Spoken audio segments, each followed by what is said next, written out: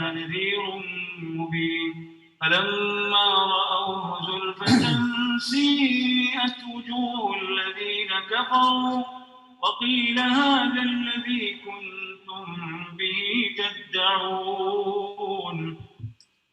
بسم الله.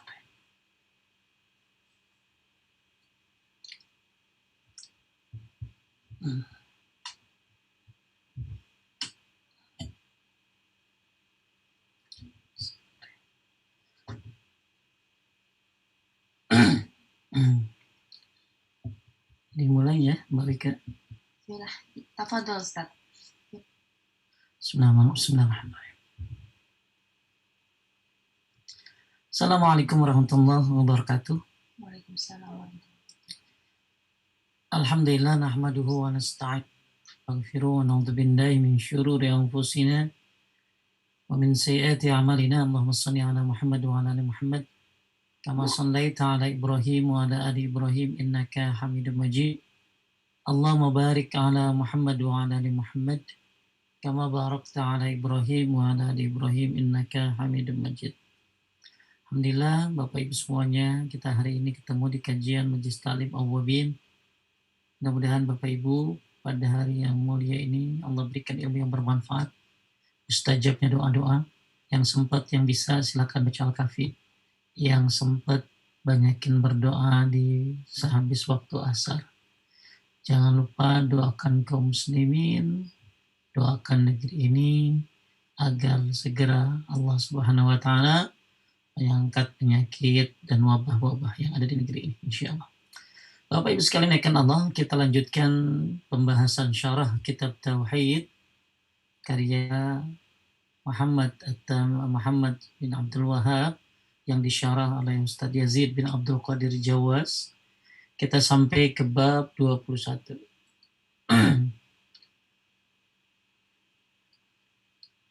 Bab 21. Sikap berlebih-lebihan terhadap kuburan orang-orang saleh akan menjadikannya sebagai berhala yang disembah selain Allah.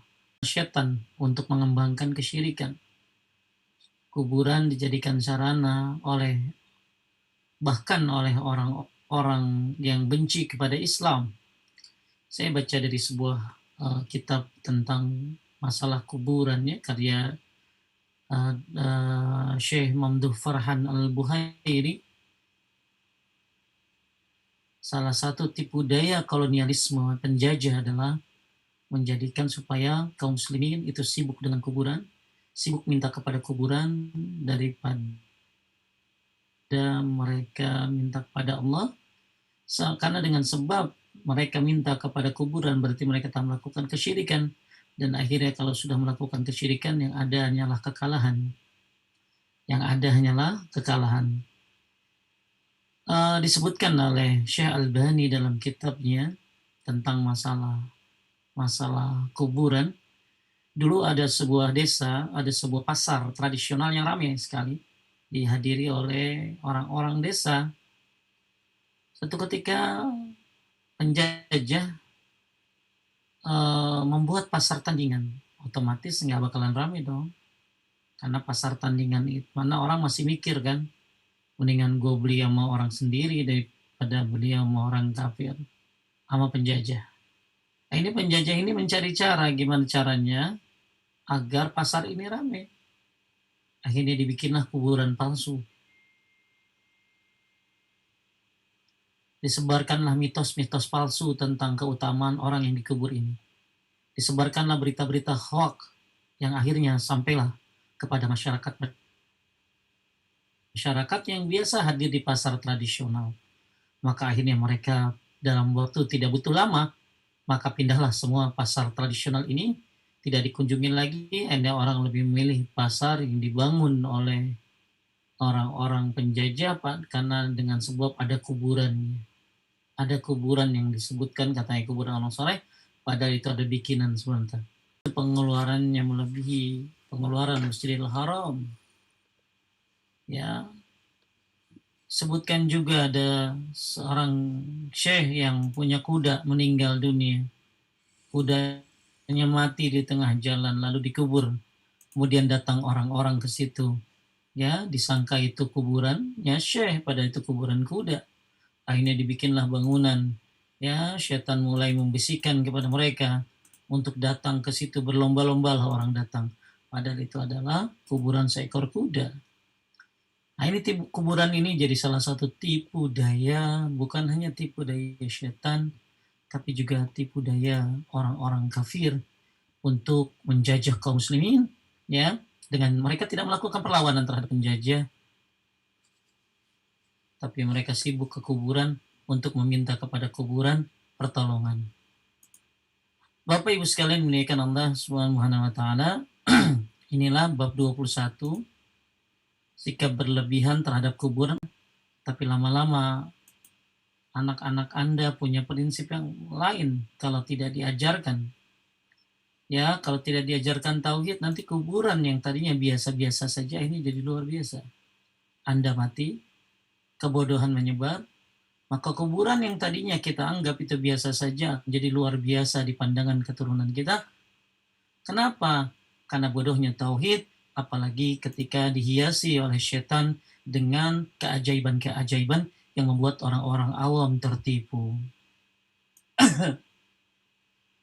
Bapak Ibu sekalian yang dimuliakan oleh Allah Subhanahu wa taala, inilah salah satu sebab kesyirikan. Bukan hanya karena sebabnya adalah karena kebodohan terhadap tauhid. Kemudian juga pembiaran kuburan-kuburan dibiarkan, bahkan yang punyanya pun sepertinya membiarkan di kala hidupnya orang berlebihan kepada dia. Maka akhirnya kuburannya disembah. Maka kita sering lihat sekarang di medsos ya, khususnya di Instagram, kuburan-kuburan udah kayak nasi tumpeng, udah kayak nasi kuning dihias-hias. Ada kuburan rasa maca, warnanya hijau, bertingkat-tingkat.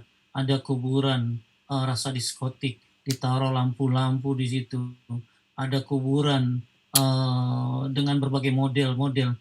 Padahal larangan membangun kuburan, ada larangan membangun kuburan.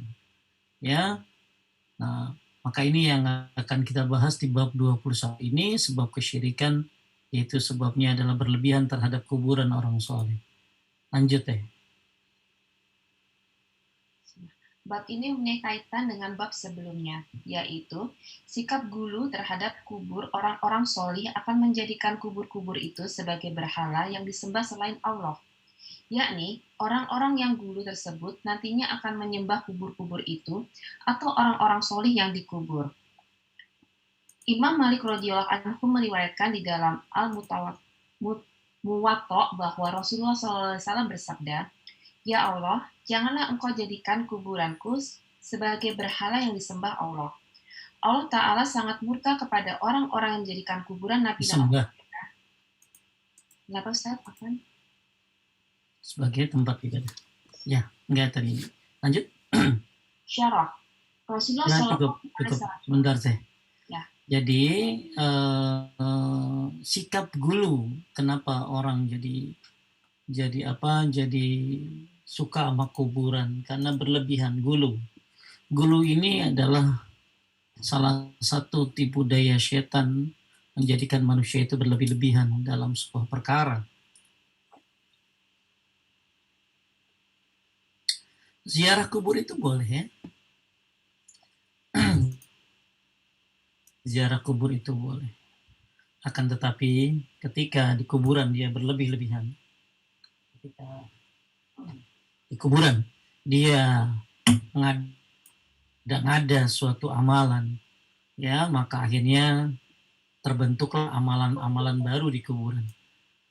Pertama sih ya orang nggak banyak komen orang nyembah kuburan ini karena berlebihan terhadap orang-orang saleh. Ya, baik Imam Malik meriwayatkan bahwa Rasulullah Shallallahu Alaihi Wasallam bersabda, Allahumma la taj'al qabri wasanan yu'abad. Ya Allah, janganlah engkau jadikan kuburanku sebagai berhala yang disembah.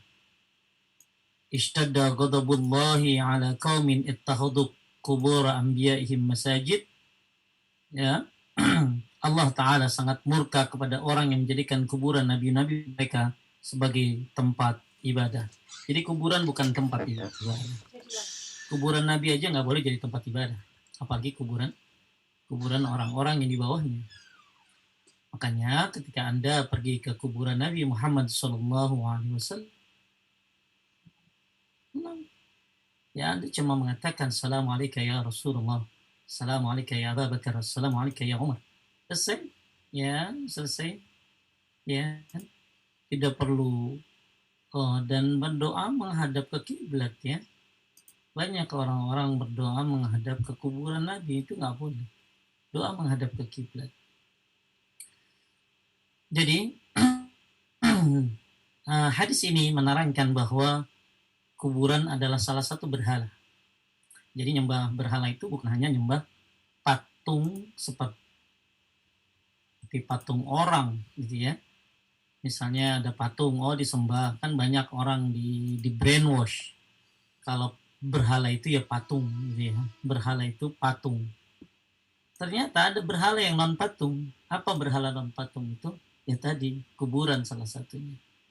Ya pohon, ya apalagi ya sungai yang dianggap keramat, ya jembatan yang dianggap keramat, bahkan keris dan lain sebagainya dianggap bisa memberikan manfaat dan mudarat. Jadi kuburan bukan hanya berbentuk berhala saja, tapi kuburan juga bisa berhala bukan hanya berbentuk patung saja, tapi berhala juga bisa berbentuk yang lainnya, diantaranya adalah kuburan. Maka betapa banyak sekarang orang menjadikan kuburan sebagai berhala. Dan Nabi Shallallahu Alaihi Wasallam ya di sini menyebutkan Allah murka kepada orang yang menjadikan kuburan nabi mereka sebagai tempat ibadah. Ya, jadi kalau kuburan Nabi aja nggak boleh jadi tempat ibadah, gimana kuburan orang lain yang derajatnya jauh di bawah Nabi? Oke, kalau ke kuburan ya ada adab-adabnya, simple aja ke kuburan itu. Buka sendal, ngucapin salam, ingat mati, ya beres selesai. Nggak perlu baca macam-macam di kuburan.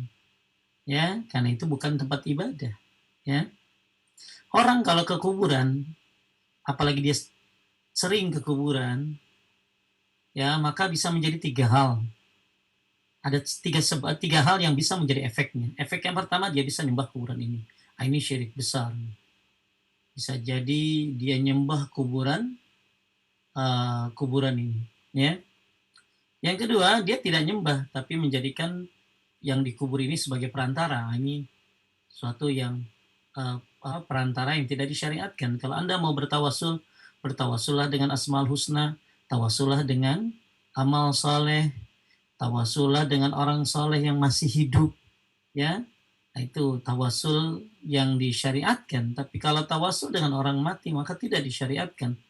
Karena orang mati itu butuh doa kita, kan? Ngapain kita minta doa sama dia? Orang mati itu butuh doa kita. Mereka kayak orang utang gelam. Mereka sendiri sedang mencari jalan kepada Allah. Lalu kenapa kita nyusahin dia? Dia aja lagi susah. Ya, maka kita disuruh oleh Allah, ud'uni astajib lakum, berdoalah kepadaku. Ya, kecuali perantara-perantara yang dibolehkan, ada syariatnya. Seperti tadi perantara dengan amal soleh, ya, dengan puasa Allah jauhkan Anda dari api neraka, dengan sholat Anda dimudahkan mendapatkan cahaya, dengan sholat Anda mendapatkan ketenangan. Nah itu tawasul yang syar'i, dengan sedekah, ya, bukan dengan cara yang tidak syar'i. Orang soleh yang masih hidup minta doanya boleh, nggak apa-apa ya, termasuk dengan Asmaul Husna. Baik, kita lihat syarahnya, lanjut ya. Rasulullah Shallallahu Alaihi Wasallam mengkhawatirkan terjadinya sikap gulu pada umatnya terhadap kubur diri beliau, sebagaimana yang telah terjadi kepada orang-orang Yahudi dan Nasrani yang telah bersikap gulu terhadap kubur para nabi mereka, sampai mereka menjadikan kubur-kubur tersebut sebagai berhala. Maka Nabi Shallallahu Alaihi Wasallam menginginkan agar Allah Subhanahu Wa Taala tidak menjadikan kuburannya sebagai berhala.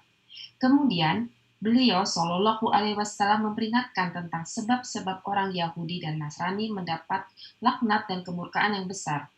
yaitu disebabkan apa yang mereka lakukan terhadap kubur para nabi mereka, sampai-sampai mereka menjadikannya sebagai berhala yang disembah.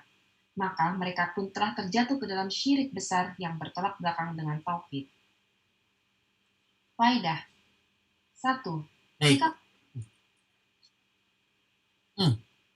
Dulu, sabar. Jadi Nabi Shallallahu Alaihi Wasallam takut ya, dan orang yang bertauhid itu takut kepada Allah dan takut terhadap kesyirikan. Maka setiap jalan yang mengarah pada kesyirikan kita tutup. Makanya Nabi Shallallahu Alaihi Wasallam takut umatnya seperti Yahudi dan Nasrani. Ya, walaupun dalam sebuah riwayat disebutkan sunanu man kana qablakum shibran bi shibrin wa zira'an bi zira'in hatta law salaku juhra dabn salaktumu. Kalian akan mengikuti selangkah demi selangkah, sehasta demi sehasta. Ya Rasulullah, apakah kita akan mengikuti Yahudi dan Nasrani? Faman. Siapa lagi? Walaupun mereka masuk ke lubang biawak. Jadi Nabi SAW sudah memberikan sebuah warning bahwa kita akan mengikuti orang-orang Yahudi dan Nasrani. Al-Yahud wan Nasr, apakah Yahudi dan Nasrani? Faman, siapa lagi? Ya, siapa lagi? Makanya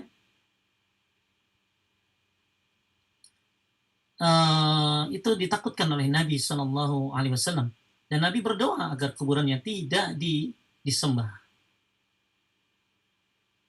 Alhamdulillah, Allah taruh kuburan Nabi Shallallahu Alaihi Wasallam di Madinah. Ya, dijaga oleh orang-orang Saudi yang penjagaan itu luar biasa. Ya, di benteng 1, benteng 2, benteng 3. Ya, bukan hanya benteng di atas, benteng di bawah pula. Karena dulu Nabi Muhammad mayatnya itu pernah mau diambil oleh orang Yahudi. Ya, kemudian ketahuan. Maka dibenteng dari bawah lah. Kemudian juga lihatlah Bapak Ibu kalau lewat Raudhah, lewat kuburan Nabi, ada askar-askar, ada syekh yang menjaga di situ, ada askar, ada syekh. Ketika ada orang yang mulai berlebihan terhadap kuburan Nabi, maka dihampiri oleh syekh, dikatakan, dikasih tahu, dinasehati. Gak sedikit terjadi perdebatan. Ya, dilayani perdebatan dengan cara yang baik. Mereka mencari celah-celah supaya bisa gulu terhadap Nabi Muhammad SAW.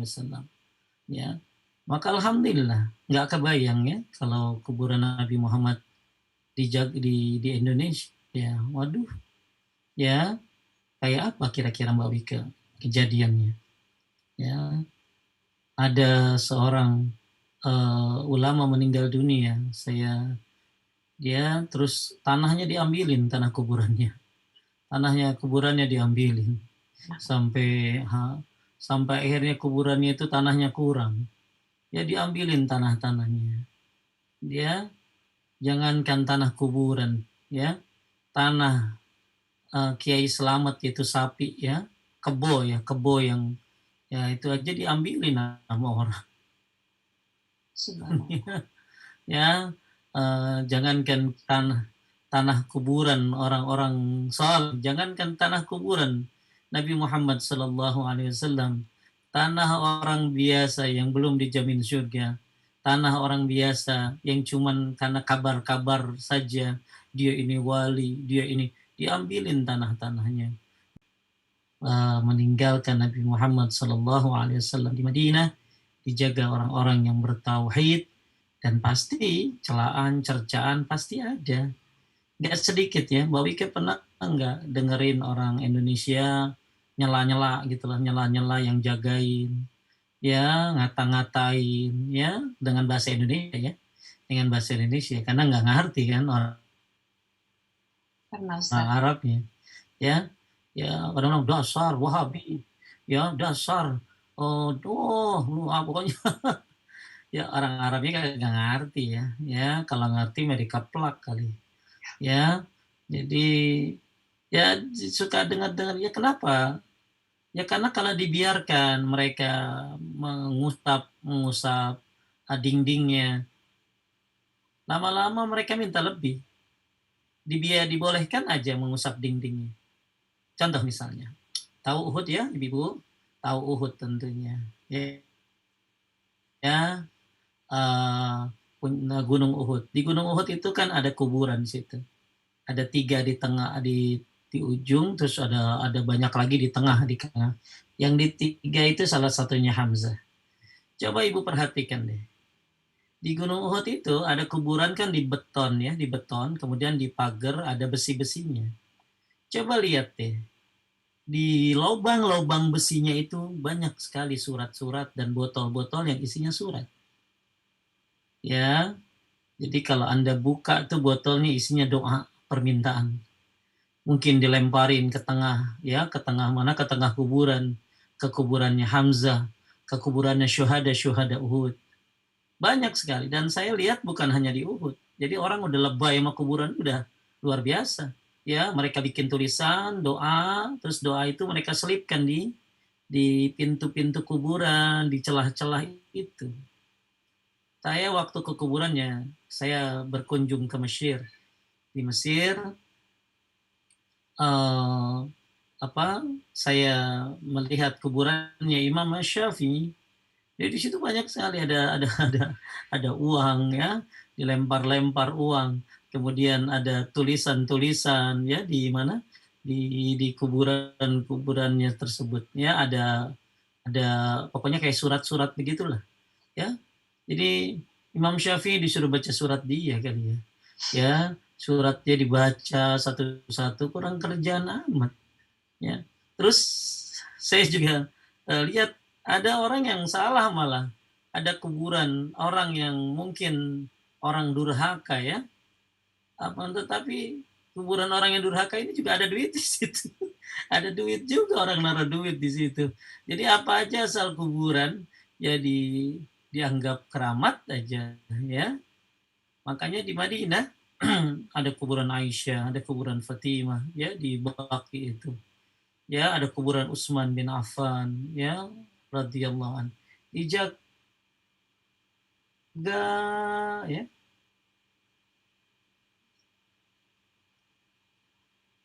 dijaga ya, dijaga eh boleh ya nggak apa-apa. Ya, dijaga kuburan-kuburan di Madinah itu ya, di Baqi, supaya tidak ada yang berlebih-lebihan. Mungkin dulu Bapak Ibu sering lihat di Baqi itu ada ibu-ibu pakai cadar, hijab, ya nangis-nangis di tembok, itu orang-orang Syiah. Sekarang udah nggak ada lagi, mereka uh, udah lama nggak ada lagi yang begitu-begitu tuh. Ya nangis-nangis. Nah, ini penyebabnya adalah gulu.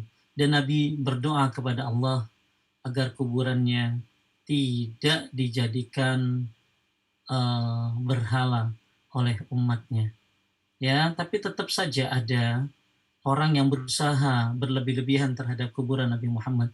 Tapi alhamdulillah ya dijaga oleh hamba-hamba Allah ya di Madinah ya, tentunya uh, hal ini adalah hikmah tersendiri kenapa ditaruhnya meninggalnya Nabi Shallallahu Alaihi Wasallam di Madinah. Ya. Kemudian juga uh, kita lihat faedahnya. Apa sih faedah daripada hadis ini? Intinya syarahnya bahwa Nabi berdoa kepada Allah agar kuburannya tidak jadi berhala. Kenapa? Karena Nabi sendiri sudah memberitahu. Kenapa?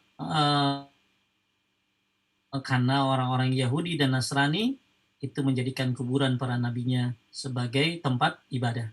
Makanya Nabi SAW berdoa kepada Allah. Dan kita tahu bahwa Nabi juga sudah memberitahu bahwa akan ada orang-orang yang mengikuti Yahudi dan Nasrani. Ya, mereka orang-orang yang mengikuti Yahudi dan Nasrani, walaupun Yahudi dan Nasrani ini masuk ke lubang biawak, mereka ikut. Ya, nah ini makanya Ibu bisa lihat, Bapak bisa lihat orang-orang Islam merayakan perayaan-perayaan Nasrani. Orang-orang Islam katanya Islam, tapi melakukan hal-hal yang dilakukan oleh orang-orang Yahudi dan Nasrani. Ya Allah, Allah musta'an. Faedah lanjut. Sikap gulu atau melampaui batas terhadap kubur para nabi akan menjadikan kubur tersebut sebagai berhala yang disembah. 2. Termasuk sikap gulu terhadap kuburan adalah menjadikannya sebagai masjid, sebab itu bisa mengantarkannya kepada kesyirikan. 3. Haramnya membangun masjid di atas kubur. 4. Mengadakan safar atau perjalanan menuju kubur-kubur dalam rangka untuk mengagungkannya merupakan bentuk peribadahan kepada kubur tersebut. Sehingga ini merupakan suatu bentuk kesyirikan walaupun orang yang dikubur sangat dekat kepada Allah, seperti nabi, wali, dan lainnya. 5. Haramnya mengerjakan sholat di sisi kuburan walaupun tidak dibangun masjid. 6. Penetapan sifat ghadab, marah atau murka bagi Allah Ta'ala yang sesuai dengan keagungannya. Baik, Bapak Ibu sekalian yang dimuliakan Allah Subhanahu wa taala, kita coba bahas faedah bahwa sikap gulu ini harus hati-hati ya, yaitu melampaui batas ya. Gulu itu artinya melampaui batas ya. Boleh juga Mbak Wika dibikin pertanyaan-pertanyaan tuh ya buat ibu-ibu tentang masalah tauhid yang sudah dibahas ya, kayak kajian paduka tuh. Ini karena ini udah jauh bab 20 nih ya, saya takutnya malah lupa bab satunya, bab 2-nya. Mungkin nanti kita sediakan hadiah-hadiah menarik buat mereka ya, 5 bab aja. Insya Allah, Ustaz. Bab 1 sampai bab 5 ya. Karena ini bukan kajian fikih, ini kajian tauhid. Ini pondasi agama. Anda mau sholatnya bagus kayak apa, doanya banyak hafalnya, doa iftitahnya bermodel-model, sujudnya juga doanya banyak hafalnya, tahiyatnya sebelum salamnya banyak sekali doanya, akan tapi ternyata dia syirik kepada Allah, maka lahabitu anhum ma kanu ya'malun, maka dia bisa hilang amalnya. Na'udzubillah. Ya, banyak orang sibuk sholat, sibuk puasa, sibuk haji, sibuk umroh, akan tapi dia lupa tentang asyhadu an la ilaha illallah wa asyhadu anna muhammadar rasulullah. Banyak orang sibuk dengan sholat, tapi lupa dengan tauhid. Banyak orang pergi haji, akan tapi dia teriak, labbaik Allahumma labbaik, labbaik la syarika laka labbaik, aku memenuhi panggilanmu ya Allah, Allah aku tidak menyekutukanmu ya Allah. Akan tapi lihat bagaimana ya sikap dia terhadap kuburan Nabi, berlebihan yang luar biasa. Atau begitu datang ke Indonesia, ya teriakan la syarika laknya sudah nggak ada. Teriakan ya aku tidak menyekutukanmu-nya tidak ada. Ya, banyak orang yang akhirnya sibuk dengan amal-amal soleh tapi lupa dengan tauhid. Ini tidak kita inginkan. Ya, ada seorang ibu rajin ibadahnya, tahajudnya jangan disangka, baca Qurannya jangan disangka. Tapi saya dengar dari anaknya, ibu ini kalau dapat WA isinya sebarkan kepada 10 orang. Kalau tidak menyebarkannya maka Anda akan celaka. Ketakutan ibu itu. Maka dia cari-cari orang yang disebarin siapa aja. Dia pilih-pilih 10 orang. Tahajudnya rajin, puasanya rajin, ya baca Qurannya rajin, tapi akidahnya lemah, tauhidnya lemah. Kita nggak mau kayak begini. Ya, karena ibadah Anda yang bagus, yang hebat, yang banyak akan hancur dengan kesyirikan. Karena kesyirikan ini bisa menghapuskan amal. Jangan seperti yang ada di surat Al-Kahfi ayat 103-104. Ya, mereka menyangka mereka adalah orang-orang yang selamat. Ternyata amalannya nggak ada. Atau surat Al-Furqan ayat 23, wa qadimna ila ma'amilu min amalin fajalnahu haba'an mansura, ketika amalnya diperlihatkan, ternyata amalnya bagikan debu yang berterbangan. Na'udzubillah min dzalik. Capek-capek ibadah, tapi ternyata ada kesyirikan, ya maka hilanglah semua amal ibadahnya. Makanya jangan melampaui batas terhadap kubur para nabi. Ya, jangan menjadikan kubur para nabi sesuatu yang disembah. Ya, di Palestina banyak sekali itu kuburan nabi-nabi ya, hati-hati kalau ke Palestina itu ya. Anda boleh saja tahu di kuburannya Nabi Daud, ini kuburannya Nabi Ibrahim, ini kuburannya Nabi siapa, Nabi Siti Sarah, ini kuburannya Nabi Musa. Tapi Anda nggak boleh meminta-minta berlebih-lebihan di kubur itu. Kemudian yang kedua termasuk dulu adalah menjadikannya sebagai tempat ibadah masjid. Ya, Jangan menjadikan kuburan sebagai tempat ibadah. Jadi kalau ada orang sering ke kuburan, maka bisa menjadi 3 sebab. Yang pertama, dia nyembah kuburannya. Yang kedua, dia bertawasul kepada kuburannya, ya, menjadikan kuburan yang sebagai perantara. Yang terakhir, dia betah di kuburan daripada di masjid. Dia betah di kuburan daripada di masjid. Di masjid nggak betah nih, tapi di kuburan bisa lama. Kemudian haramnya membangun masjid di atas kubur. Ya, ini sudah kita bahas sebelumnya. Dan mudah-mudahan Anda tidak bertanya lagi, kalau kuburan Nabi bagaimana Pak Ustadz? Ya, karena sudah sering kita bahas bahwa kuburan Nabi Muhammad SAW itu bukan masjid di situ. Ya, silakan lihat di rumaiso.com tentang bantahan yang menyatakan bahwa Nabi dikubur di masjid. Nabi dikubur di rumahnya. Ya, Nabi dikubur di rumahnya. Kemudian haramnya membangun masjid di atas kubur sudah. 4, mengadakan safar perjalanan menuju kubur dalam rangka untuk mengagungkannya merupakan bentuk peribadahan kepada kubur tersebut. Maka kalau ibu mau jalan-jalan ibadah itu ya ke Masjid Nabawi, Masjidil Haram, Masjid Aqsa, itu jalan-jalan ibadah. La tasyuddu rihal illa fi salasati masajid. Jangan melakukan perjalanan jauh untuk ibadah kecuali ketiga masjid. Ya, Masjid Nabawi, Masjidil Haram, Masjid Nabawi, Masjid Aqsa. Anda kalau mau jalan-jalan ibadah ke situ. Akhirnya ada orang jalan-jalan ya menuju kuburan, ya jalan-jalan menuju kuburan. Ya mungkin dulu banyak ya Mbak ya. Sekarang sih udah nggak kedengaran lagi ya. Sampai ada travelnya kayak gitu tuh. Ya ada travelnya. Ada travel kunjungi Instagram. Apa berita gembiranya? Tempat-tempat tukang-tukang parkir di wilayah-wilayah kuburan keramat itu pada ngeluh karena banyak kurangnya pengunjung. Ya, kurangnya pengunjung di saat pandemi. Ya, kurangnya pengunjung karena banyaknya orang yang sudah ngaji tauhid. Alhamdulillah. Alhamdulillah. Jadi ada tukang parkir curhat ya. Tukang parkir yang dia kerja di pekuburan, ya, orang banyak ziarah, ya, banyak minta-minta di kuburan, ya. Ternyata sejak pandemi ini berkurang kesyirikan karena mungkin lockdown. Kita tahu juga ya karena banyaknya orang yang belajar tauhid sudah pada ngerti, ya sudah pada ngerti.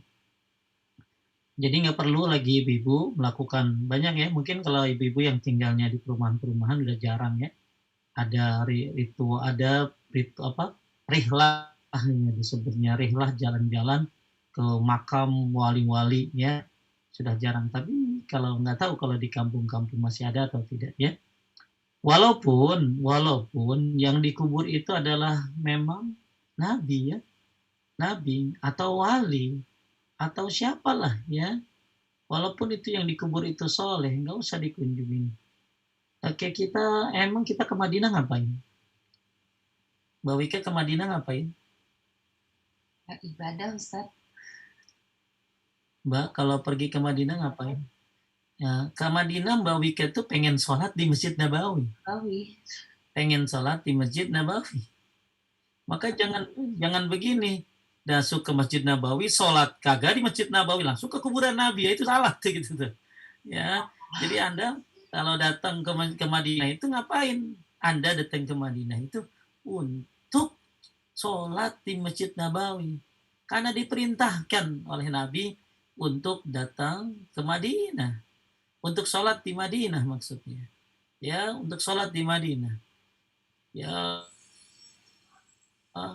tapi begitu Anda datang salat di Masjid Nabawi maksudnya, begitu Anda datang Masjid Nabawi ya tahiyatul masjid lah, tahiyatul masjid. Ya, setelah itu mau sekalian lewat ya sudah ke kuburan. Ya, ke kuburan Nabi. Jadi tujuannya bukan ke kuburan sebenarnya, tujuannya adalah ke Masjid Nabawi. Kalau Anda cinta sama Nabi, ya jalankan sunnah-sunnahnya, simple kok. Tinggalkan larangan-larangannya. Apa larangan yang sangat digaung-gaungkan oleh Nabi adalah syirik. Nabi memulai dakwah itu dengan tauhid dan mengakhirinya pun dengan tauhid.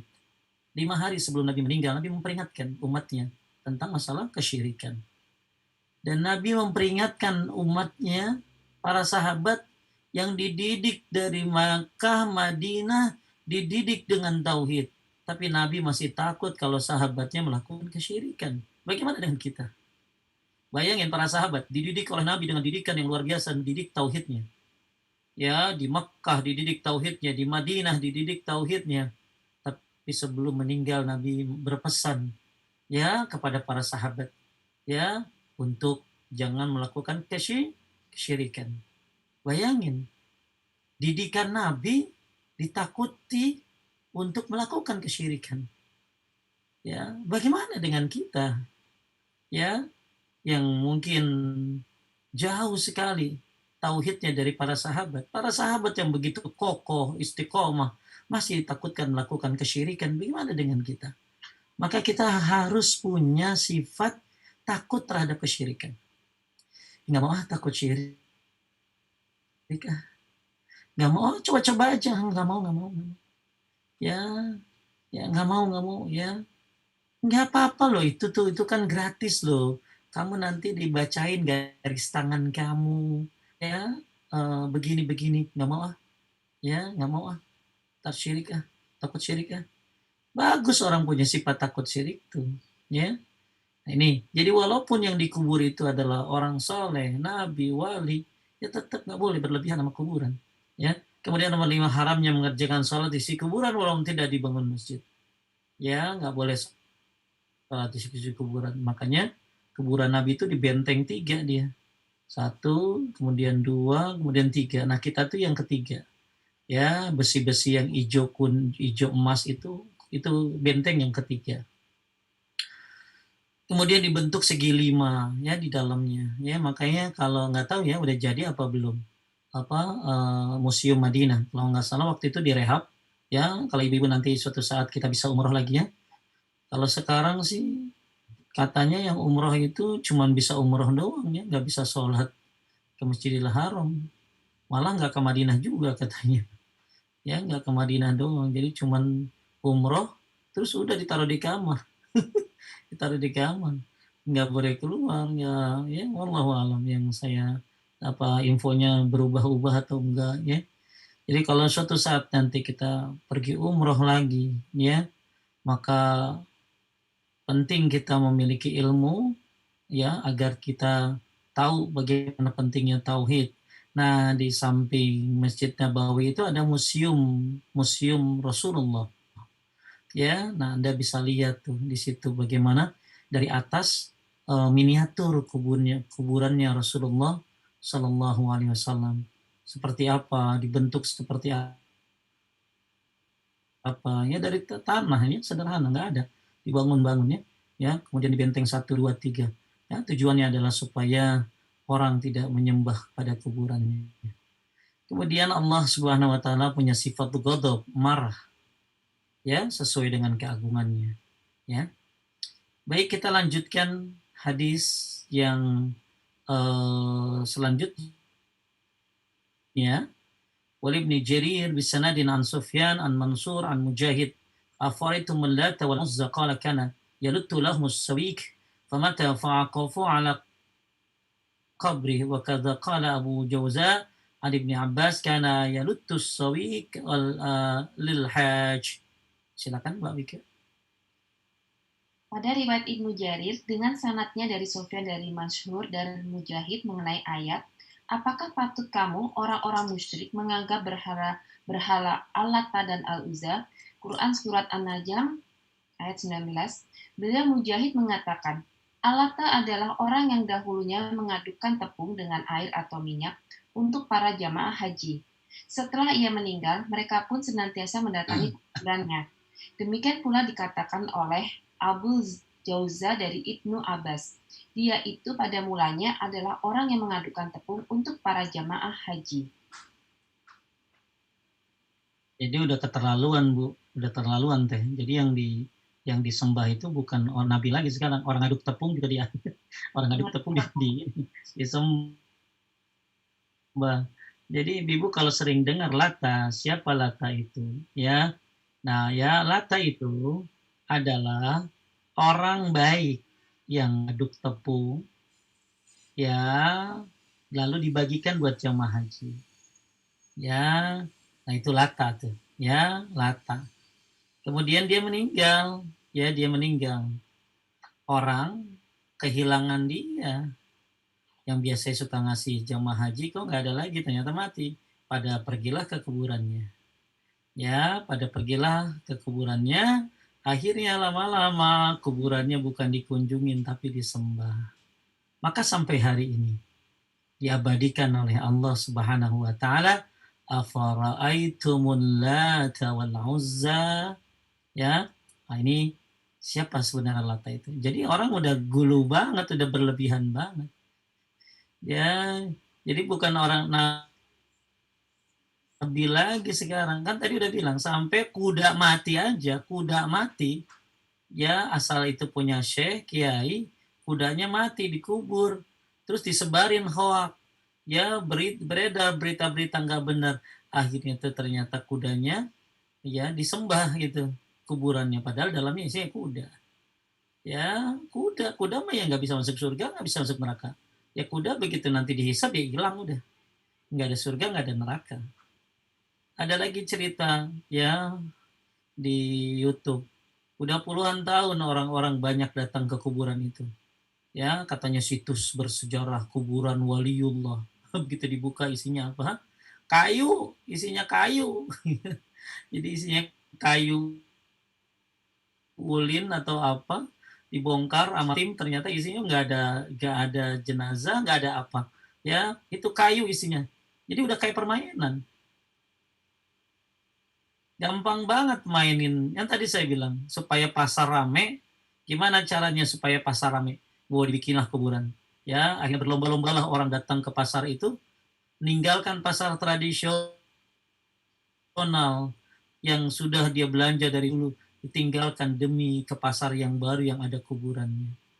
Ya, makanya banyak orang-orang apa yang fanatikan di Mesir, ya di Mesir. Itu ya saya baca di kitabnya Mamduh Farhan Buhairi, itu banyak sekali kuburan-kuburan partisipan-partisipan itu. Ya apa jadi apa nama followers kuburan tuh.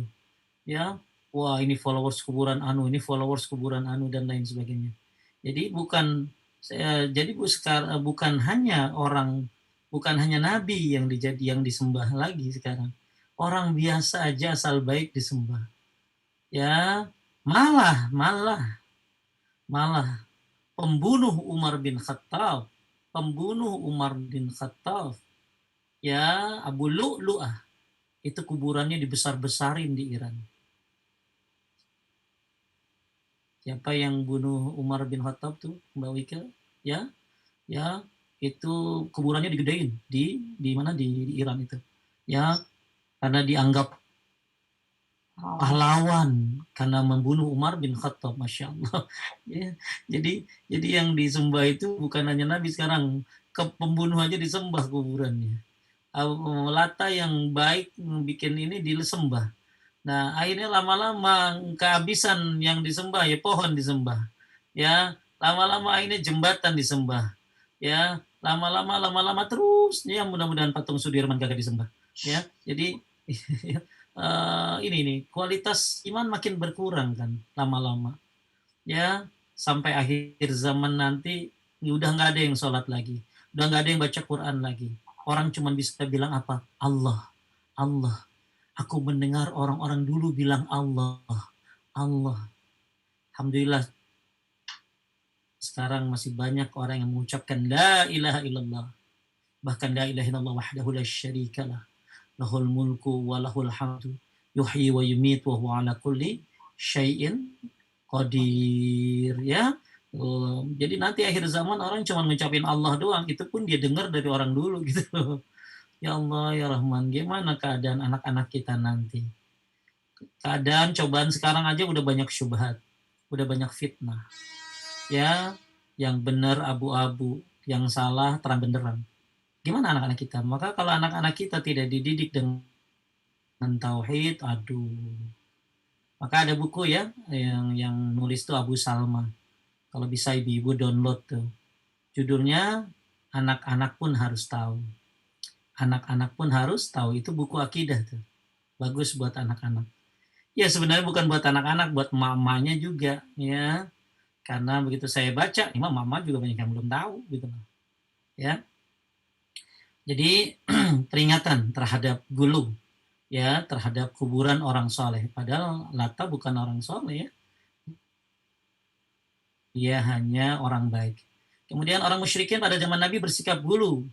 Makanya ya, karena dia dianggap sebagai orang soleh. Sampai akhirnya mereka menyembah kuburnya menjadi salah satu berhala orang musyrik.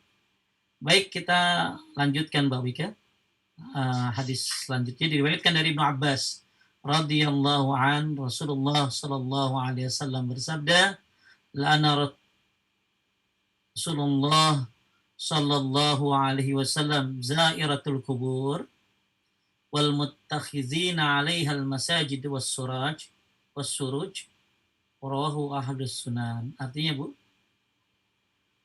Rasulullah Shallallahu Alaihi Wasallam melaknat kaum wanita yang menziarahi kuburan serta orang-orang yang membuat tempat ibadah di atas kuburan dan memberi penerangan lampu di atasnya. Diriwayatkan oleh para penulis kitab Sunan. Lanjut Ustaz. baik. Jadi Rasulullah sallallahu alaihi wasallam melaknat kaum wanita. Mana yang melaknat wanita ya? Nih, Ibu, ya melaknat wanita. Tapi di sini ada yang bilang wanita di sini yang sering ke kuburan. Yang sering ke kuburan. Jadi kalau wanita ziarah kubur boleh-boleh saja. Akan tetapi kalau dia sering ke kuburan, ya jadi ada yang menyebutkan la'anallah zawaratul kubur. Zawarat ini sering ke kuburan. Ya, sering ke kuburan. Tapi ada riwayat lain zairatul kubur. Zairah ini wanita. Maka Rasulullah SAW melaknat kaum wanita yang menziarahi kuburan serta orang yang membuat tempat ibadah di atas kuburan dan beri penerang lampu di atasnya. Kita lihat syarah, lanjut. Syarah. Rasulullah Shallallahu Alaihi Wasallam mendoakan dengan laknat yang bermakna pengusiran dan penjauhan dari rahmat Allah terhadap para perempuan yang melakukan ziarah kubur. Karena ziarah yang mereka lakukan akan menimbulkan kerusakan-kerusakan. Di antaranya berupa ratap tangisan, ketidaksabaran, serta terfitnahnya kaum laki-laki terhadap perbuatan mereka. Rasulullah Shallallahu Alaihi Wasallam juga melaknat orang-orang yang menjadikan kuburan sebagai tempat-tempat ibadah atau menerangi kuburan dengan lampu dan pelita. Sebab hal itu adalah sikap gulu terhadap kuburan dan akan mendorong pelakunya untuk berbuat kesyirikan. Faedah 1. Haramnya terhadap gulu. Lanjut faedah. Haramnya terhadap gulu atau melampaui batas terhadap kubur dengan menjadikannya sebagai tempat ibadah karena hal itu akan membawa kepada kesyirikan. 2. Gulu terhadap kubur termasuk dosa besar. 3. Tidak boleh bagi wanita sering-sering berziarah kubur. Adapun bila tidak sering atau tidak banyak melakukannya, maka tidak masuk dalam larangan ini. 4. Haramnya menerangi kuburan, karena hal ini merupakan sebab penyembahan kubur tersebut. Berkaitan dengan penerangan lampu di dekat area pemakaman, kalau sangat diperlukan untuk menerangi jalan yang berdekatan dengan kuburan, maka hal itu diperbolehkan. Atau untuk menerangi pelaksanaan pemakaman mayat di waktu malam atau di saat gelap gulita, boleh. Wallahu a'lam. Kandungan bab ini. Baik, selesai bab 21. Ya. Dan sebentar deh. Jadi ya. di akhir daripada bab 21 ini kita berbicara tentang perempuan yang sering ke kuburan. Ya, perempuan yang sering ke kuburan. Beda nggak Mbak Wika perempuan sama laki kalau ke kuburan? Setahu saya beda, Ustaz. Ada bedanya nggak? Ada, Ustaz. Bedanya apa sih? Sikapnya atau tata caranya? Kalau tata caranya sama mungkin ya, kalau sesuai sunnah ya. Tapi biasanya sikapnya suka agak lebay ya. Suka agak lebay, kan wanita yang gampang nangis. Mungkin ibu-ibu yang belajar kitab Riyadhus Shalihin ya, itu di bab sabar itu kan Nabi pernah melihat perempuan yang lagi nangis di kuburan. Kemudian ditegur sama Nabi, malah dia marah kan? Ya, malah dia marah. Dia marah dan dia nggak tahu kalau ternyata itu Nabi yang ngasih, yang menasehatinya. Nabi kan bilang ittaqillah wasbiri, bertakwa kepada Allah dan bersabar. Tapi malah marah tuh ibu-ibu, ya. Tapi dia nggak tahu kalau itu Nabi Muhammad SAW. Yang dilarang di sini adalah yang sering ke kuburan, ya. Kenapa? Ya karena akan ada mungkin tangisan, ketidaksabaran, ya, dan lain sebagainya, ya. Oleh karena itu kalau mau ke kuburan boleh, tapi satu, tidak menjadi sebuah rutinitas. Yang penting itu sebenarnya datangnya apa doanya sih, Mbak? Yang penting itu ke kuburan itu Ya doa, datangnya apa doanya. Sebenarnya kalau doa kan bisa di doa rumah, ya kan? Doa bisa di Ustaz. rumah, ya, di mana-mana lagi sujud, sebelum salam. Bahkan kata Syekh Utsaimin, doamu lagi sujud dalam tarawih, dalam tahajud, itu lebih baik daripada 10 ekor unta yang kau hadiahkan, sedekahkan untuk orang yang meninggal, ya. Jadi yang penting itu, karena gini, ada orang kalau mau haji ke kuburan, terus pulang dari haji ke kuburan, mau nikah ke kuburan, habis cerai ke kuburan, mau nikah lagi ke kuburan, mau nikahin anak ke kuburan, rutin banget ke kuburan gitu ya. Ya, ya, jadi lebih baik dia doakan saja, doakan saja. Tapi kalau mau ke kuburannya boleh-boleh saja, tapi jangan menjadi sebuah rutinitas. Yang kedua, nggak perlu ditentukan waktunya. Sebelum Lebaran, sebelum Ramadan, nggak ada, ya, nggak ada. Kapan aja silakan. Kemudian kalau hari raya malah jangan, ya, karena bertentangan dengan sifat hari raya. Hari raya kan senang-senang, ini malah nangis-nangis, ya. Nah, ini poin yang terakhir. Dan dilarang untuk menerangi kuburan. Kuburan pakai lampu, ya, pakai kristal, pakai lampu tembak, ya. Wah, pakai gemerlap, ya, mengkilap-mengkilap. Ya, saya lihat tuh kuburan diterangin kayak begitu tuh. Lampu warna-warni dan lain sebagainya, nggak boleh. Kecuali memang ada yang meninggal malam-malam. Jadi makanya Mbak Wika suka lihat kuburan gelap semua kan, di mana-mana. Kuburan gelap semua. Ya Ustaz, maaf. Kecuali di jalan-jalannya, di pintu gerbang. Ya, karena memang nggak boleh kuburan itu dikasih penerang. Ya, alasannya ya takut nanti ada orang yang menyembah, ya, atau apa. Yang kedua ya takut aja ntar bangun ngopi lagi nongkrong dia. Ya, jadi kalau ada orang meninggal dunia bawa lampu tembak, ya boleh, yang malam-malam dikuburin misalnya, ya, atau jalan-jalannya, maksudnya lampu jalan rayanya. Tapi kalau kalau saya lihat ya orang-orang, ya walaupun itu kuburan, orang udah mati ya tetap, ya, ada rule-nya, ada aturannya, ya, ada aturannya. Viral di medsos, ya, seorang anak minjek-minjek kuburan, kemudian push up di atas kuburan, push up di atas kuburan, kemudian batu nisannya mau dicabut, ya, padahal itu makam pahlawan katanya. Waduh, nekat itu orangnya, entah mau viral mau apa, ya. Jadi nggak boleh kuburan-kuburan diberikan lampu, ya. Kenapa sampai segininya loh, sampai segininya ketakutannya terhadap kesyirikan tuh. Ya, Anda jangan main-main dengan kesyirikan. Ya, kesyirikan ini bukan buat bercandaan, ya, nauzubillah. Kesyirikan ini pengen tahu aja, pengen tahu deh. Pices gimana? Pices, gue doang pengen tahu aja, bercandaan ya. Banyak ya ibu yang begitu tuh, bercanda kan, bercanda. Ente kalau mau bercanda, bercanda yang benar. Jangan bercanda masalah akidah. Ya, jangan bercanda masalah agama. Jangan bercanda masalah syariat. Kok syariat dibercandain? Ya, kan pengen tahu aja, bercanda-bercanda aja. Ini nih yang nggak ngaji begini nih, ya, akidah dibercandain coba, ya, karena bercanda dalam masalah akidah ini berbahaya loh. Ya, zaman dulu ada yang bercanda katanya, ya, dia mengatain Nabi, ngatain sahabat, ya, maka bisa jatuh kepada kekafiran orang bercanda terhadap syariat ini. Ya, jadi jangan ada main-main dengan kesyirikan, harus takut terhadap kesyirikan nih. Pengen tahu aja, pengen coba aja, pengen datangin si dukun itu, gue pengen tahu aja, pengen ngetes doang, pengen ngetes. Ngapain ngetes dukun? Mendingan ngetes bacaan sujud itu, ngetes bacaan iftitah itu baru ngetes. Ya, pengen tahu aja tat gitu loh. Ya, jangan ya. Jadi luar biasa sampai perempuan nggak boleh ke kuburan sering-sering. Ini kan pencegahan supaya tidak ada kemudaratan yang lebih. Lah kuburan nggak boleh diterangin. Ini kan pencegahan gitu loh. Luar biasanya Nabi menutup jalan-jalan menuju ke arah kesyirikan sekecil apapun. Nah, itulah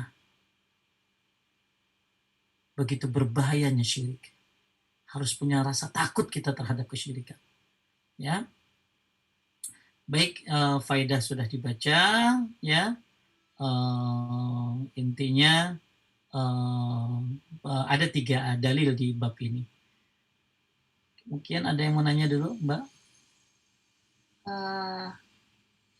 Ada Ustadz, baru dua masuk yang pertanyaannya, cuman ada satu tidak berhubungan dengan materi sekarang Ustadz, tentang sholat.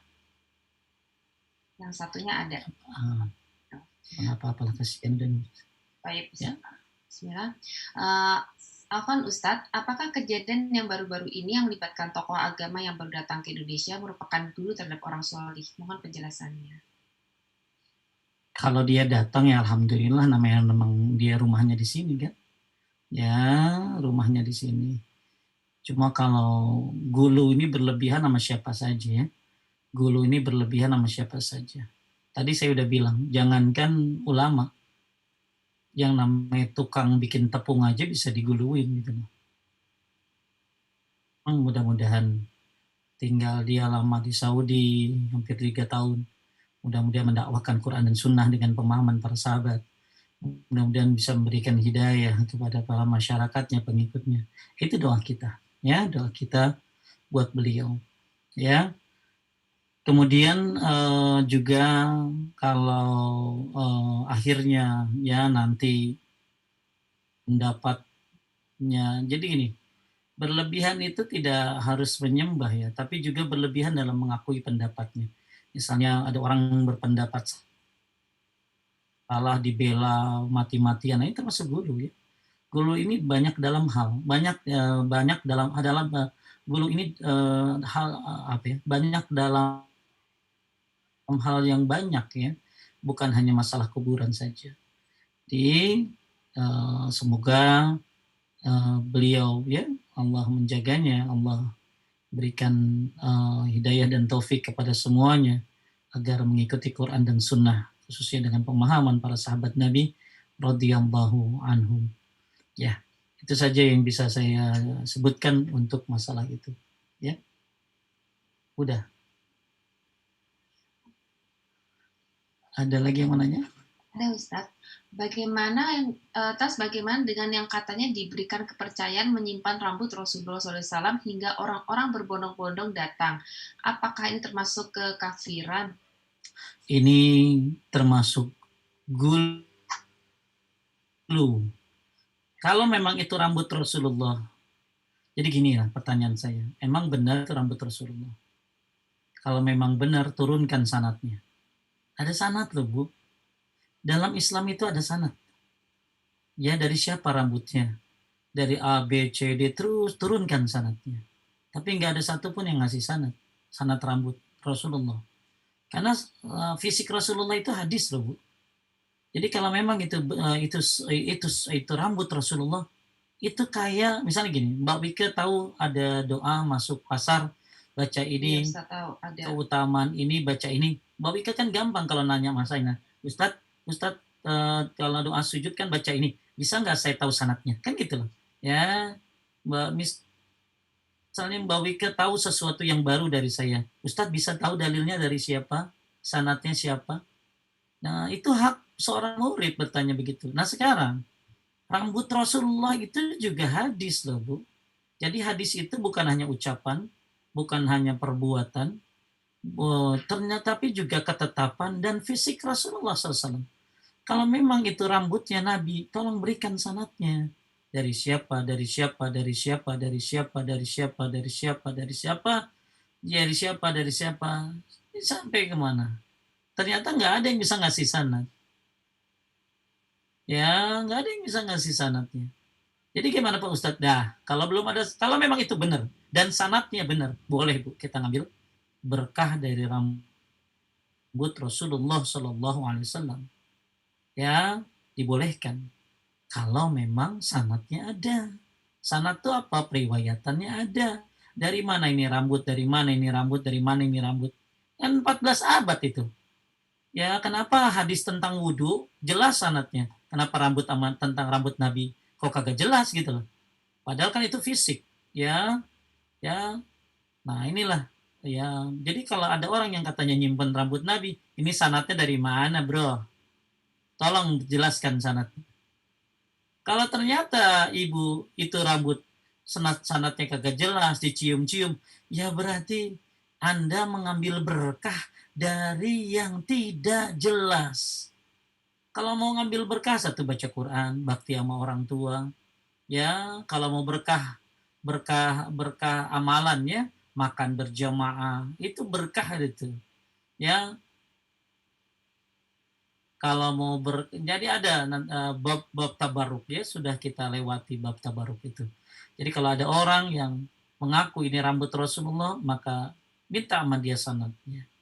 Kalau nggak jelas, ngapak Anda cium-cium rambutnya karena sanadnya tidak jelas. Ya. Kemudian ada lagi yang pengen apa yang macam-macam lah ya. Jadi banyak ulama-ulama yang sudah membantah tentang masalah rambut Nabi, baju Nabi, dan lain sebagainya. Ya kalau memang benar, jadi mereka nggak bisa nurunin sanatnya, itu yang jadi masalah. Jadi nggak usah ibu ikut-ikutan nyium-nyium ya, mendingan ibu lakukan amalan-amalan yang disunahkan oleh Nabi. Ya, lucu ada orang cium larangan Nabi, rambut Nabi diciumin gitu loh. Larangan Nabi dilabrak sama dia. Tapi rambut Nabi diciumin yang nggak jelas. Lanjut. Bolehkah kita sholat sunnah wudhu bersamaan sholat ba'diyah? Atau hanya semisal sholat fardu maghrib dulu baru,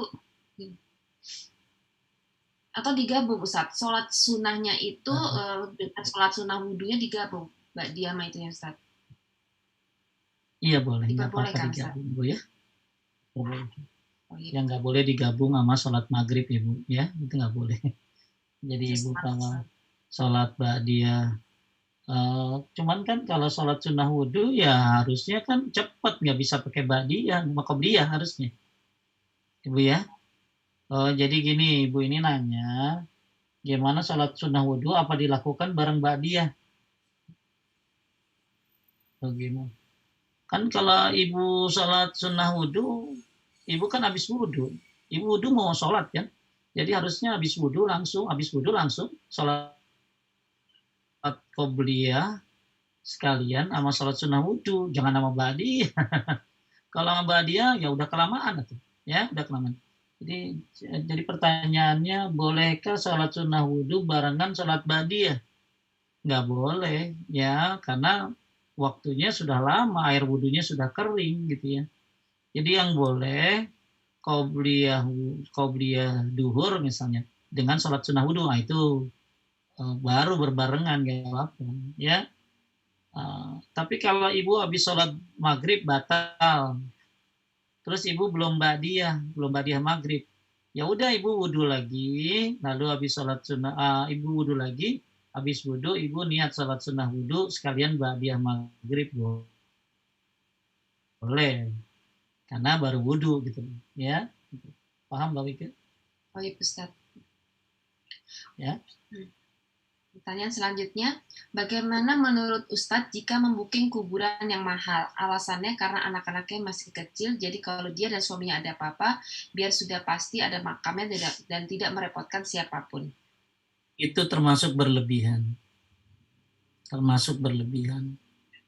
Ya, wa ma tadri nafsum maza taksibu godan.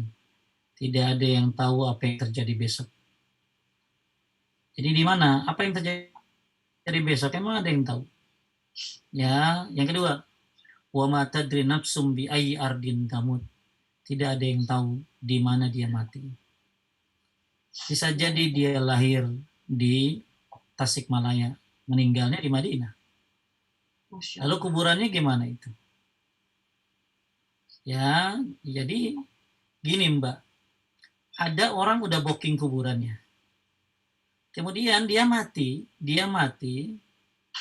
misalnya dia mau booking kuburan di mana? Di kampung, ya di kampung di Tasikmalaya.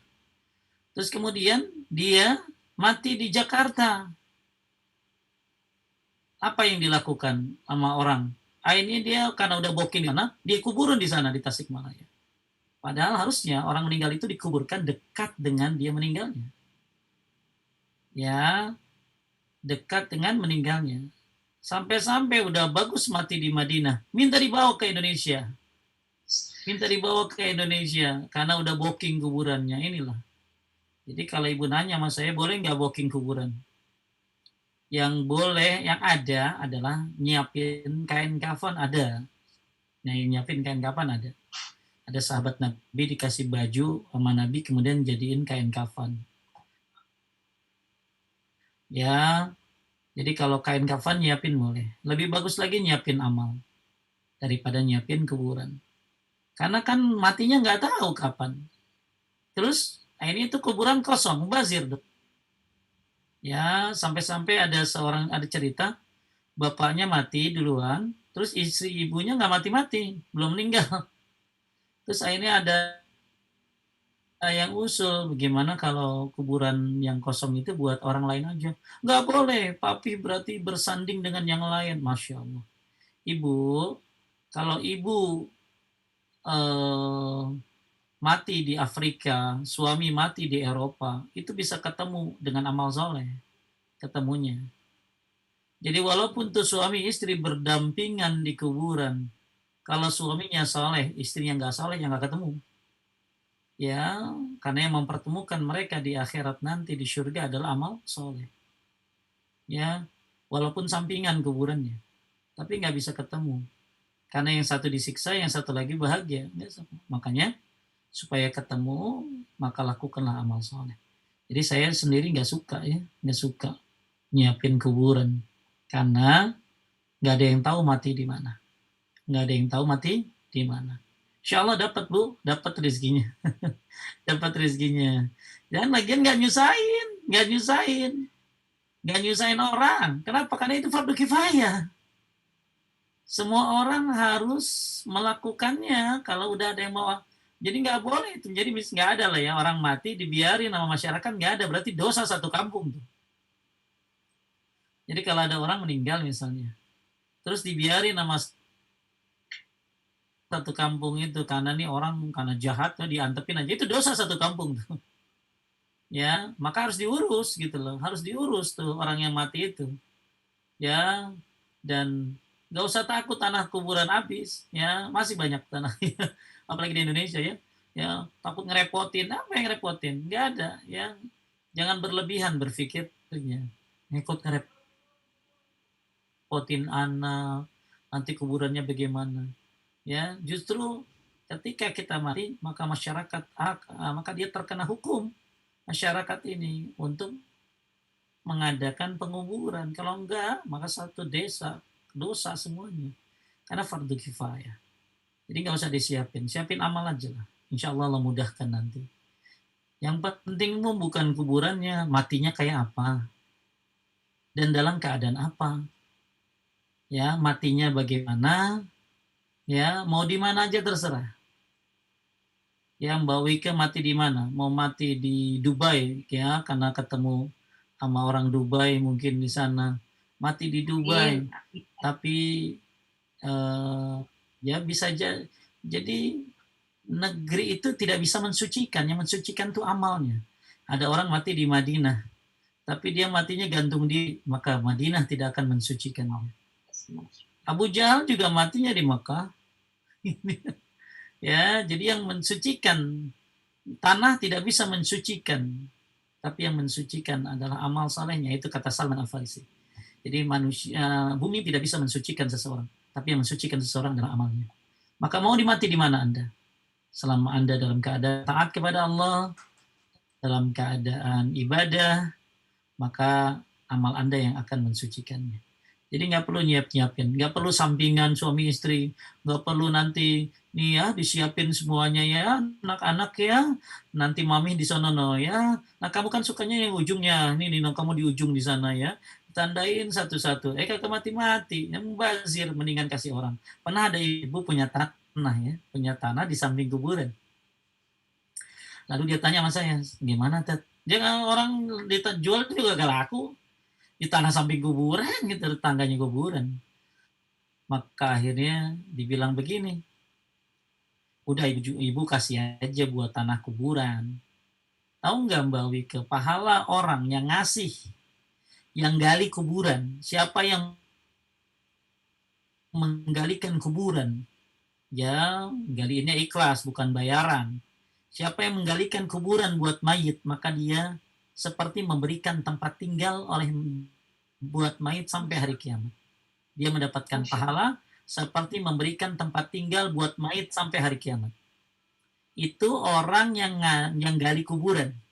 Sekarang gimana kalau ada Mbak Wike punya 100 meter karena samping kuburan, udah buat kuburan aja sekalian. Maka kalau orang ya makam wakaf gitu loh ya. Jadi kalau orang gali kuburan aja bisa mendapatkan pahala ngasih tempat tinggal buat mayit sampai hari kiamat, gimana kalau dia ngasih tanahnya? Kayak apa pahalanya? Nah gitu loh. Jadi lebih baik ya kita mah enjoy aja. Nyiapin amal aja dah, nyiapin amal ya. Ya, nyiapin anak-anak yang soleh. Nanti ketika kita mati, anak-anak yang soleh ini yang akan menghantarkan kita ya dengan doa-doa ya, dengan syariat Nabi Muhammad SAW. Lanjut. Ya doain aja Ustadz supaya saya bisa wakaf itu Ustadz. Selanjutnya pertanyaannya adalah, Assalamualaikum Ustadz, jika ada seorang yang mewakafkan tanahnya untuk bangun pesantren dan masjid, dan ketika beliau meninggal dikuburkan di dekat masjid tersebut, sementara anak-anak santri tersebut sholat di masjid tersebut, apakah tidak boleh sholat di masjid tersebut karena tidak boleh? Nggak boleh. Siapa yang mewakafkan tanah lalu kemudian dia ambil buat kuburannya, maka dia telah mengambil tanah wakafnya. Selangi, misalnya ada orang wakafin tanah, kemudian begitu mati, dia minta dia ditaruh di kubur di wakafnya, berarti dia ngambil tanah wakafnya. Berarti dia ngambil apa yang sudah dikasih buat orang. Wakaf itu kan buat umat ya. Jadi nggak boleh seorang udah mewakafkan lalu dia ditaruh di situ, nggak boleh. Ya sendiri lagi.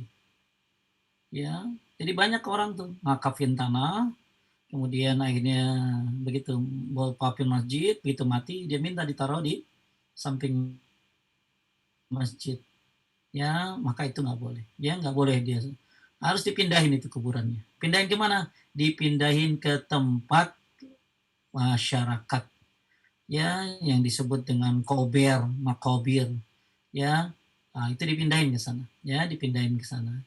Jadi mana yang duluan? Kalau masjidnya duluan, maka kuburannya dipindahkan.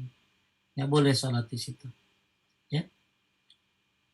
Baik, selanjutnya, Assalamualaikum, bagaimana dengan ikut yayasan yang akan mengurusi jenazah seperti penyediaan mobil jenazah, memandikan dan mengkafaninya? Nah, maksudnya bagaimana ya pertanyaannya? Boleh-boleh saja, cuma ibu-ibu maksudnya gini, dia ikut arisan, ikut bayar, nanti kalau mati dia dapat kain kafan. Jadi gini, kain kafan itu jangan dikasih ya Bu ya, kain kafan itu bagus dari harta pribadi. Ya, termasuk istri, lebih baik pakai harta pribadi, bukan harta suami juga. Kecuali kalau dia nggak punya, ya. Dan kain kafan itu boleh yang terbaik, terbagus. Ya, ya terbaik, terbagus nggak apa-apa. Ya, yang boleh nggak boleh dari sutra kalau buat laki-laki. Jadi intinya kalau kita misalnya keluarga meninggal terus dapat dari masjid kain kafan, maka kita balikin, kita bayarin. Ini Pak ganti kemarin ya, karena bagusnya kain kafan itu dari uang sendiri, bukan dari dikasih ya. Ya, jadi lebih baik yang dari masjid itu dikasih buat orang-orang yang nggak mampu. Jadi kalau ibu ikut lembaga pengurusan jenazah, cari yang sunnah. Ya, cari yang sunnah.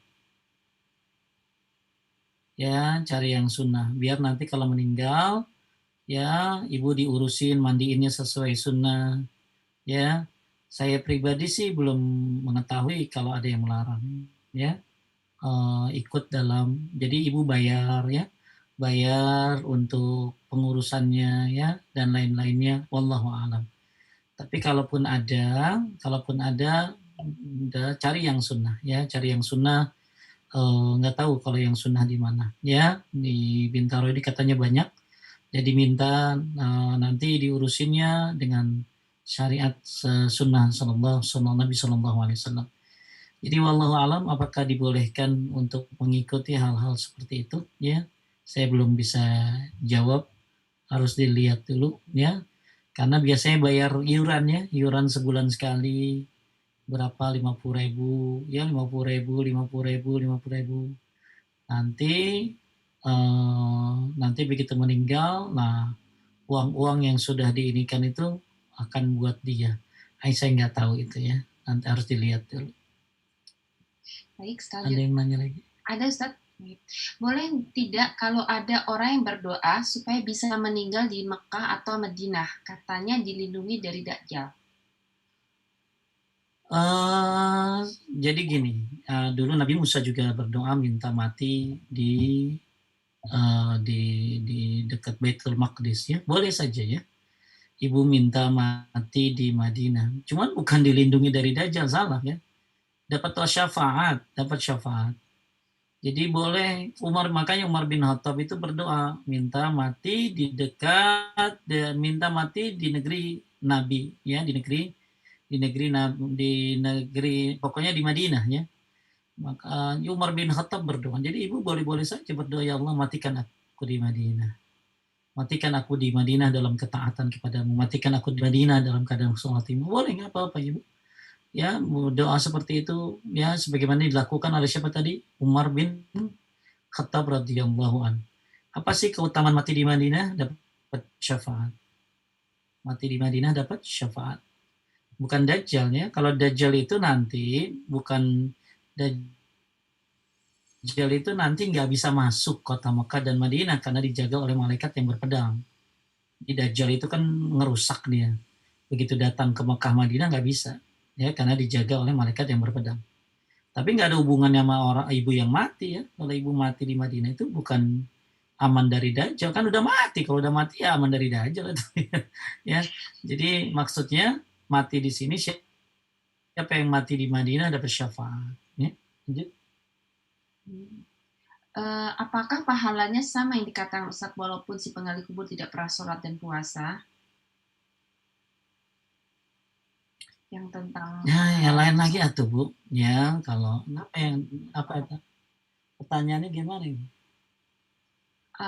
Ustadz, apakah pahalanya sama yang dikatakan Ustadz walaupun si penggali kubur tidak pernah sholat dan puasa? Tadi Ustadz kan menjelaskan bahwa penggali kubur itu mendapatkan pahala sampai... Oh ya, ya masalahnya Bu, amal itu kan ada syarat-syaratnya Bu ya. Kalau misalnya ada orang nggak sholat, ya kafir atau orang nggak sholat Bu, ya berarti amalnya hilang tuh. Ya, jadi jangan begini.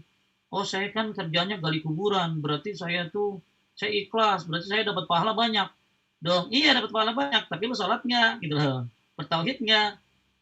Jadi amal-amal itu akan tetap selama kita tidak syirik, kafir, murtad itu. Hati-hati. Ya, amal-amal itu akan tetap ada pada diri kita selama tidak syirik, kafir, murtad. Makanya kita pernah bahas penghapus amal ya. Ada penghapus amal Ibu ya. Penghapus amal itu ada banyak ya. Salah satunya syirik, kafir, murtad. Makanya kalau ada orang sering gali kuburan, tapi kagak sholat ya gimana? Ya, udah kagak dapat itu pahalanya, karena bisa hilang, karena orang yang ninggalin sholat kan bisa kafir. Apalagi memang dia nggak percaya sama sholatnya. Jadi semua ada syaratnya, semua ada syaratnya. Ibu jangankan ibu gali kubur, ibu rajin haji aja. Kan tadi saya di awal udah bilang. Ibu rajin haji, rajin umroh, rajin sedekah, rajin sholat. Tapi ternyata syiriknya hilang bu amalannya. Ya, karena menyekutukan Allah. Apalagi yang cuma gali kuburan doang gitu ya. Lanjut. Eh, Sepertinya sudah tidak ada lagi, Ustadz. Tidak ada pertanyaan lagi. Mungkin Bapak Ibu sudah pada paham.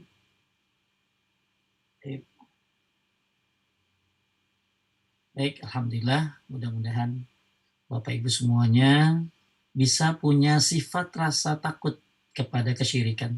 Ya, hati-hati mencontoh Yahudi dan Nasrani.